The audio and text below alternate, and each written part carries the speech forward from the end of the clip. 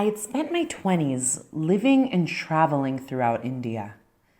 I met all of the greatest enlightened masters and had visited the ashrams of gurus who were no longer in the body. What got me there in the first place was nothing short of a much needed wake up call. And wake up I did. Me at 20 years old, who had previously thought I was invincible and that I'd live forever, got the proverbial slap of a lifetime when I woke up one morning to 85 missed calls and text messages informing me that Dawn, a fellow classmate and friend, had passed away in a motorcycle accident. My life flashed before my eyes. I had never had someone my age die before. I didn't think it could ever happen to me. Later that day, hundreds of people gathered for a memorial around Danielle's car, the last place she was seen at a local Starbucks parking lot to honor her life. I can still hear the bellowing cries that came from Dawn's sister. Bring her back, bring her back. Till this day, it sends chills up and down my spine, and I tear as I talk about it. In that moment, I experienced 20 years of my life flash before my eyes, and the words that began the first chapter of the rest of my life were, Ayelet, for 20 years you've been alive, but you haven't even begun to live. And I was determined to start. Through tears, I looked up at the vast night sky and I said in a soft whisper, God, if you're out there, if you can hear me, I ask that you lead me to better days.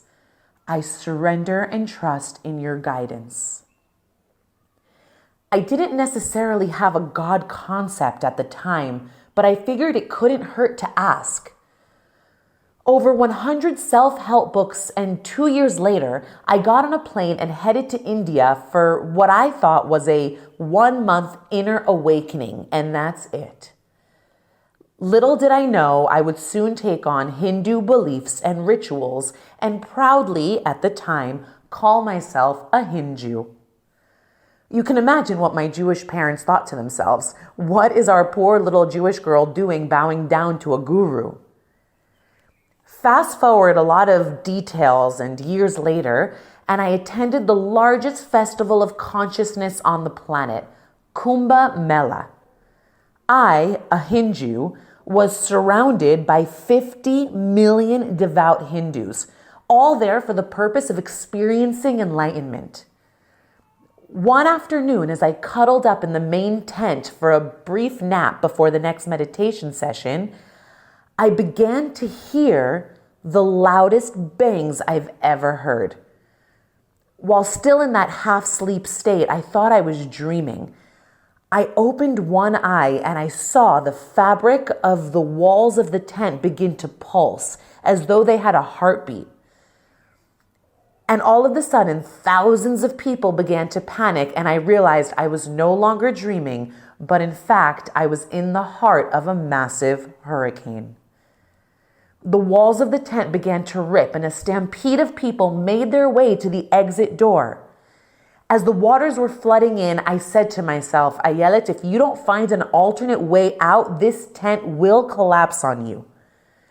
So I slid through a tiny dip in the corner of the tent, covered in mud from head to toe, and found myself outside in a scene out of The Wizard of Oz. I took shelter under a big transportation truck because it was the only stable structure in sight. And with my eyes shut, I could feel my heart pounding in my chest as I prayed for my life. Suddenly, a whisper came from my right side. I looked over my shoulder to see an elderly woman with piercing blue eyes. And she said to me, at least if we die with our guru. And I said, say what, lady? I am not ready to die, especially not with any guru. And again, I asked what I called at the time the universe to give me a sign.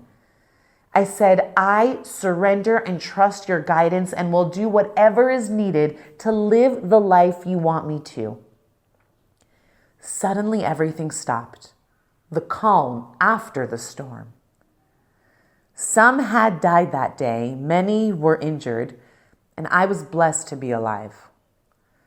1 year later, a few days before leaving the ashram in Bangalore to embark on a 4-month bus tour with my guru, I was sitting in meditation doing my visualization exercises, and a voice in my head kept trying to disrupt my focus.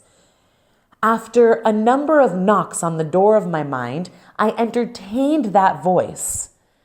And that voice said, "Your time has come.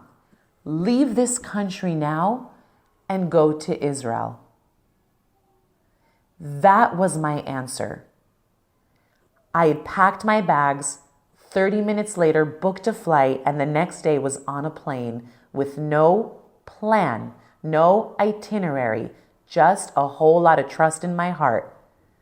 I had received my answer, the real journey I was seeking all along, the one that would lead me to my most authentic self, the one that would later introduce me to my husband, the voice that brought me home, simply because I knew to ask. As we see it laid out all over our sacred Jewish texts in various ways, if you seek God with your heart and soul, you will find him.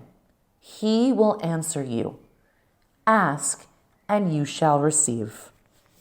Sharing is caring, so if you liked what you've heard, please pay it forward. And as always, happy manifesting. Happy manifesting.